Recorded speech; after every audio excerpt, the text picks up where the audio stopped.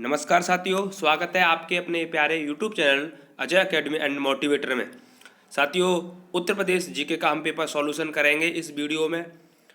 हमने 25 अक्टूबर, 26 अक्टूबर और 18 जून मॉर्निंग और इवनिंग शिफ्ट के पेपर सॉल्यूशन कर लिए हैं जीके का, और हिंदी का तो हमने पहले ही कर लिया है। साथियों, इस वीडियो हम 19 जून मॉर्निंग शिफ्ट 2018 का पेपर सॉल्यूशन करने जा रहे हैं। पुलिस के जितने भी भाई बहन हैं, आपने जितनी भी तैयारी कर ली है, आप अपनी जांच कर लें कि पेपर में क्वेश्चंस कैसे बनते हैं। आपको आइडिया हो जाएगा, उस हिसाब से आप तैयारी कर लें, क्योंकि समय कम बचा हुआ है। आज 3 फरवरी हो गया और पेपर हमारा 17 का है। तो अब हम 10 से 12 दिन में क्या करें, प्रीवियस ईयर के पेपर को देखें, उसके हिसाब से हम अपनी रणनीति बनाएं और रिवीजन पर ध्यान दें, पूरा रिवीजन करें। साथियों, चैनल पर पहली बार हो तो चैनल को सब्सक्राइब कीजिए और बेल आइकन को प्रेस करें, जिससे कि नई वीडियो का नोटिफिकेशन आपके पास तुरंत के तुरंत पहुंच जाए। साथियों, हम यूपी जीके का भी वीडियो लेके आते हैं आपके पास। जैसे अभी 4-5 घंटे पहले पढ़ा था यूपी के महत्वपूर्ण मेले, जहाँ से क्वेश्चन आता ही आता है। साथियों, उस वीडियो को भी देखें, और भी 10-12 वीडियो बन चुकी हैं जीके की, यूपी जीके की और हिंदी की भी, महत्वपूर्ण जितना भी है। तो साथियों, उन वीडियो को भी देख लो, आपकी मदद हो जाएगी वहाँ से भी। तो यूपी जीके का हम 19 जून मॉर्निंग शिफ्ट का पेपर हम सॉल्यूशन करेंगे, और साथियों उनके 4 ऑप्शन को देखेंगे। ठीक है, पेपर का क्या तरीका है। तो उत्तर प्रदेश पुलिस 19 जून का। चलिए, पहला क्वेश्चन आपके सामने है। क्वेश्चन कह रहा है, उत्तर प्रदेश में बारिश के मौसम में निम्नलिखित में से कौन से गीत गाए जाते हैं। तो साथियों, उत्तर प्रदेश में बारिश के मौसम में जो गीत गाए जाते हैं, बताओ। ये गीत वाला को ये वीडियो बन चुका है, देख लेना। तो बारिश के मौसम में गीत गाए जाते हैं वर्षा ऋतु में। कजरी गीत, उत्तर प्रदेश में कजरी गीत गाया जाता है। और सुन लो कहाँ पर गाया जाता है कजरी गीत, ये भी सुन लो। कहाँ पर? मिर्जापुर में। इंपोर्टेंट है, ध्यान रखना, क्वेश्चन आता है मिर्जापुर में। ठीक है, बारिश के समय पर। आगे बढ़ जाओ। क्वेश्चन नंबर 2, प्रसिद्ध सूफी संत के वार्षिक उर्स के अवसर पर हिंदू कैलेंडर के कार्तिक महीने में बाराबंकी में देवा शरीफ मेला लगता है। तो कौन से सूफी संत का जो है मजार पर जो है देवा शरीफ में मेला लगता है? तो एक ही है जिनका नाम क्या है, वारिस अली शाह। ध्यान रखना, क्वेश्चन उल्टा सीधा कैसे ही पूछ लेता है, इनसे पूछ लेगा वारिस अली शाह की दरगाह कहाँ पर है जहाँ मेला लगता है। तो देवा शरीफ बाराबंकी, या कहेगा देवा शरीफ का मेला कहाँ लगता है, बाराबंकी, कुछ भी कहेगा। ठीक है, जहाँ किनकी दरगाह है, वारिस अली शाह की। ठीक है सर, ठीक है साथियों। चलिए, क्वेश्चन नंबर 3, भारत में बारिश के समय के बारिश नहीं सॉरी भारत में किस राज्य भर के सभी घरों पर छत पर बारिश के पानी का संग्रह करना अनिवार्य कर दिया गया। तो ये करंट का क्वेश्चन था, इससे कोई मतलब नहीं। आगे बढ़ जाओ। क्वेश्चन नंबर 4, मध्य प्रदेश में खेती की कृषि विधि झूम की खेती को क्या कहते हैं? तो देखो, झूम की खेती जो है, इसको स्थानांतरित खेती भी कहते हैं, यानी शिफ्टिंग कल्चर का कहा जाता है। जो कि स्थानीय खेती होती है, जिसमें वनस्पतियों को काट करके उसे जलाया जाता है और फिर खेती की जाती है, उसे बोलते हैं झूम की खेती या स्थानांतरित खेती। अब कह रहा है कि मध्य प्रदेश में से किस नाम से जाना जाता है? तो वहाँ पर दहिया बोलते हैं। ठीक है, और बुंदेलखंड में भी दहिया बोलते हैं। अच्छा, रोका ये ब्राज़ील में कहा जाता है, पेंडा उड़ीसा में कहा जाता है। ठीक है, और चेंगा श्रीलंका में कहा जाता है। ये स्थानांतरित कृषि के क्या है, नाम है। अगला क्वेश्चन, 17वीं सदी के दौरान इब्राहिम आदिल शाह सेकंड द्वारा लिखी गई कौन सी निम्नलिखित पुस्तक हिंदू देवताओं और मुस्लिम सूफियों के गुणगान से संबंधित है? तो इनके द्वारा लिखी गई थी किताब नवरस। ठीक है, यानी ये किन के द्वारा लिखी गई है? तो इब्राहिम आदिल शाह सेकंड के द्वारा। अगला क्वेश्चन, कर्नाटक संगीत में अलापना हिंदुस्तानी शास्त्रीय संगीत के समान है। तो कर्नाटक में अलापना के समान अलाप ही हुआ। ठीक है। क्वेश्चन नंबर 7, भारतीय वैज्ञानिक एवं भौतिक विज्ञान के प्रोफेसर खाली जगह ने संगीत के प्रति अपने गहरे प्यार के कारण वर्ष 1921 में लंदन की रॉयल सोसाइटी के समझदार के संगीत उपकरण के सिद्धांत पर शोध पत्र प्रस्तुत किया था। तो भौतिकी के बारे में भैया जो है सबसे ज़्यादा काम किसने किया था? तो एक ही नाम आपको याद आता है, कौन? सीवी रमन। तो यानी उन्होंने 1921 ईस्वी में लंदन की रॉयल सोसाइटी के तार के संगीत उपकरण का सिद्धांत दिया था? इम्पोर्टेंट है, ये भी कहेगा कब दिया था, तो 1921 में लंदन में। ठीक है, किन्ने? सीवी रमन साहब, जिन्हें 1930 ईस्वी में नोबेल पुरस्कार मिला है भौतिकी के क्षेत्र में, ध्यान रखेंगे, और 1954 में भारत रत्न भी मिला है। चलिए, और 1921 में लंदन के रॉयल सोसाइटी के समक्ष तार के संगीत उपकरण का सिद्धांत भी दिया है। तो उल्टा सीधा कैसे भी क्वेश्चन बन सकता बनेगा। तो आगे, खाली जगह एक साधारण उपकरण है जिसका उपयोग जंगली घास को हटाने और मिट्टी को ढीला करने के लिए किया जाता है। तो घास को और मिट्टी को ढीला कौन करता है? फावड़ा। और रेंट, टेकली और मोट ये सिंचाई के साधन है पुराने। क्वेश्चन नंबर 9, निम्नलिखित में से कौन सा मानव रोग बैक्टीरिया के कारण होता है? तो बैक्टीरिया के कारण होता है आंत्र ज्वर।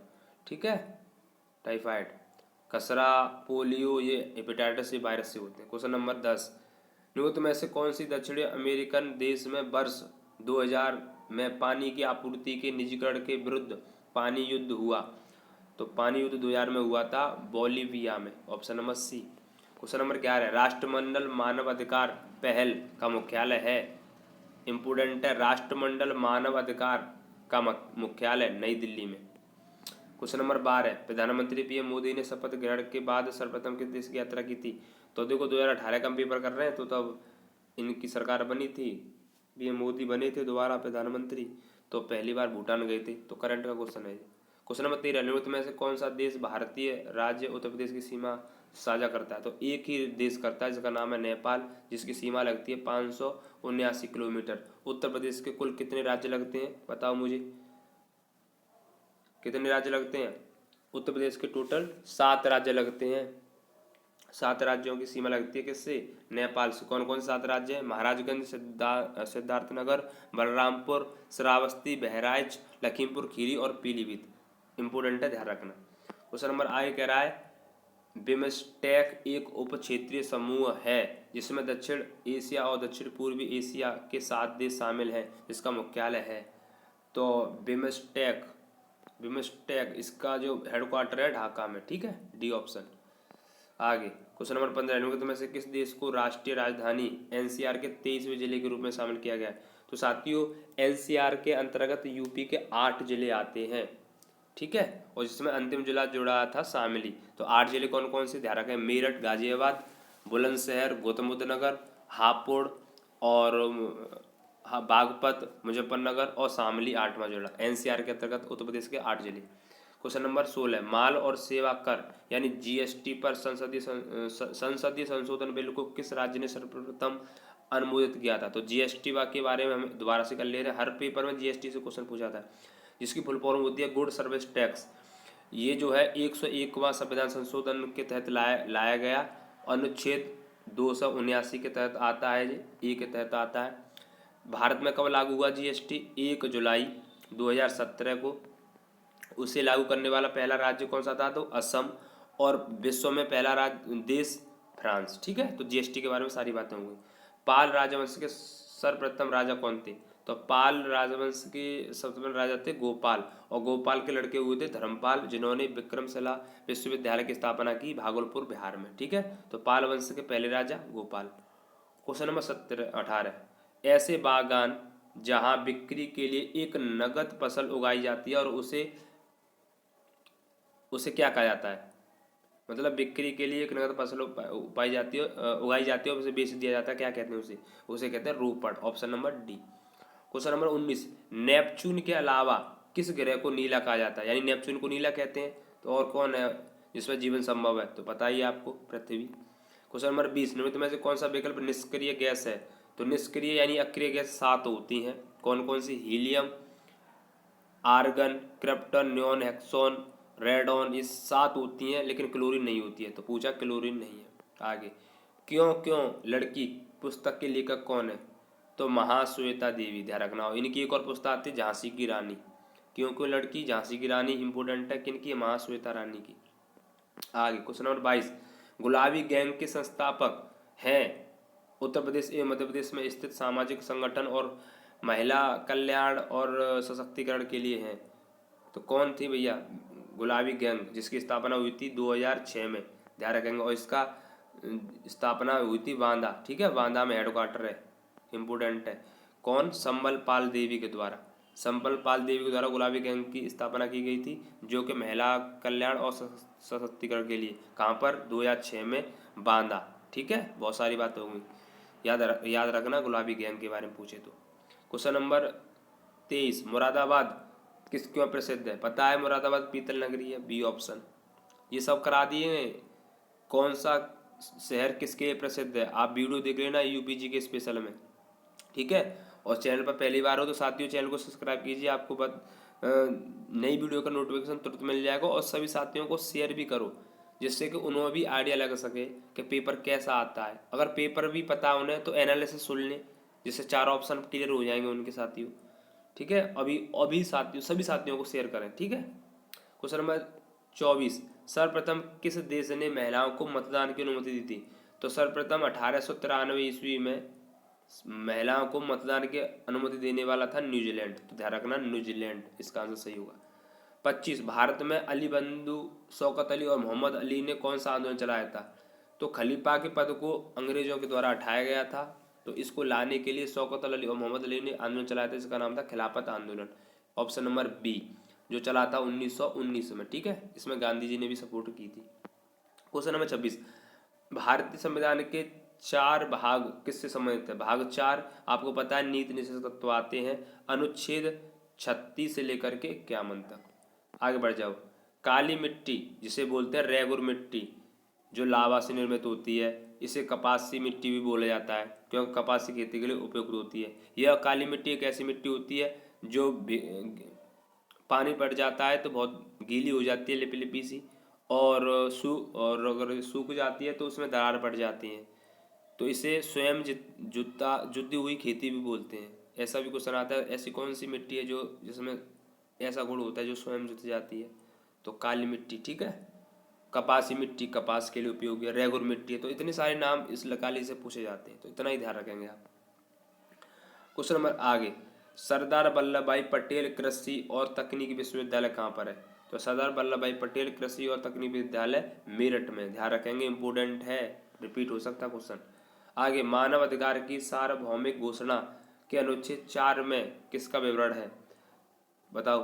तो गुलामी से स्वतंत्रता का उल्लेख है मानव अधिकार की सार्वभौमिक घोषणा में। क्वेश्चन नंबर 30, किस भारतीय गैर सरकारी संगठन को पारिस्थितिकी स्थानीय कृषि आदर्श नमूना संवर्धन हेतु संयुक्त राष्ट्र विकास कार्यक्रम 2017 का अवार्ड मिला? तो ये करंट का क्वेश्चन है इसका कोई मतलब नहीं है। क्वेश्चन नंबर आगे बढ़ जाओ।